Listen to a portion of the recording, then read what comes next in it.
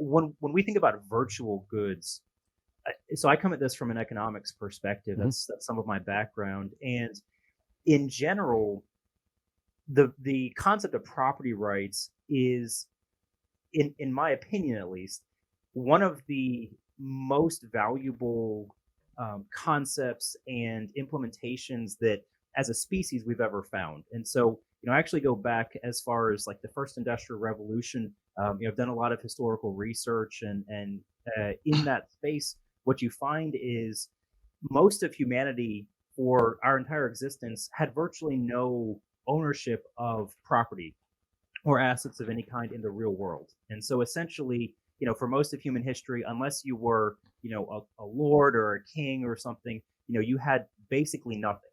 And all of a sudden, you had this implementation of property rights where you had patents and you were able to own your own intellectual property, and you were able to essentially build whatever you wanted. And this was, of course, not in a virtual setting, but as a result of all of that, fast forward now a few hundred years later, and all of a sudden, just the entire world has been essentially improved for the average person by probably a couple orders of magnitude. I mean, when you Yeah, look at significantly. everything from birth rates and lifespan, total wealth, the Well, majority of we were talking about China people have it earlier. way I mean, better. Yeah, Jesus Christ, the last 40 years in China, more people sure, have been lifted out of poverty than in the history of the amazing. world. It's extraordinary. Hmm.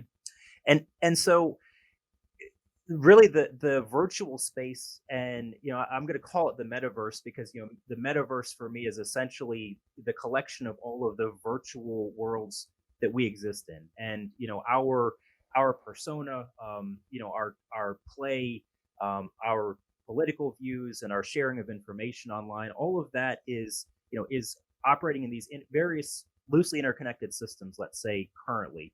And generally speaking, you don't own anything in the metaverse today. You own almost none of your virtual goods or items, or even really your own identity and self virtually. And so, the part that's really interesting to me, again, from an economics perspective, is if you can, with NFTs and blockchain technology, establish virtual ownership of goods, could we not have an explosion in a positive sense in the same way that we saw in the real world, in the physical world? So that's sort of how I'm approaching the concept of virtual goods.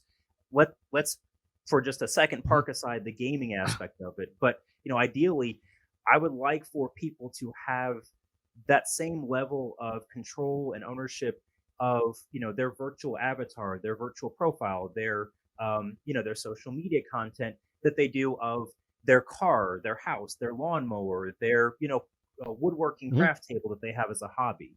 So that's really where I want to see the space go. But let's then dive into how does that apply from a gaming let's perspective? Because I let's think it's actually forget gaming, because I do think you're right. I think it's a larger thing, because to me, the movement of towards private property, and I have a very different, we'll just say, political position, I think almost anyone I know in crypto, so we'll avoid a lot of that. But the the thing I do find and get a kick out of is private property as it came. I think came with a big problem built into it, because I think there's a larger setup that isn't just the nature of, hey, this is mine, okay, that's yours, which is essentially what we're talking about.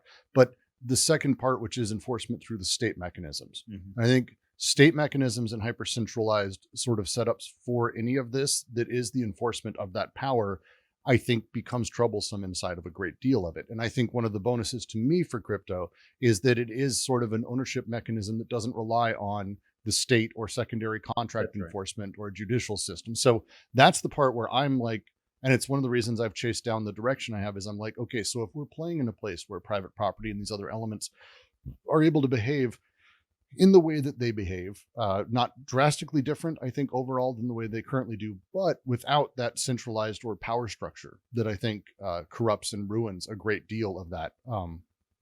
I hope I don't have to make that. I can make that point if I have to, but I hope I can presume that fuck the state. The nature of what we do then is, what does it mean to have private property? Because I would even say it goes further than private property in the sense that it abstracts a great deal of elements that we never even considered abstracting. So when we say something like, and I want to, I know it's semantics, but this is where I like to sit, sadly. Um, I want to have control over my social profile. What does that mean? Now, I know the emotion around it, and I'm 100% behind it. Wholly owning your own data and controlling it as it goes. What it means is worth debating. The idea, I can't come close to debating and being angry with. The question for me is, when we have these things, when I own my avatar, what does it actually do and what does it enable for me? Because if we end up in a place where, well, I get to own my Facebook avatar or I get to own my Disney avatar, we're kind of back to that same almost hierarchical, like, what is the thing I own and how does it transfer and move around? How does it behave? Like I like to say it with Nor, the player is the metaverse. And I still believe that's the case. Players are their own metaverse. They travel between places. What they take with them is them wherever the fuck they go and whatever they're doing. And if we have that, what is the thing that's transferring? What is the thing that I own? Is it a 3D model? Sort of. Yes, but also other shit. So like I think that's the debate that's worth having. How do we abstract and how do we deal with what I consider to be some of the most important personal identity elements of real life, but putting them in a virtual space that doesn't then sort of take on a great deal of the same problems that we have when it comes to how we define ourselves, how we set ourselves up, and how ultimately all of that is still a centrally challenged, controlled thing. I don't know if that makes sense as I kind of say that, but it's, I almost want to say, I want to go further. I want to go further. I want to see how far we can abstract all of it and have me, as I go between places, remain me, but be able to take with me contextually the things that I want to.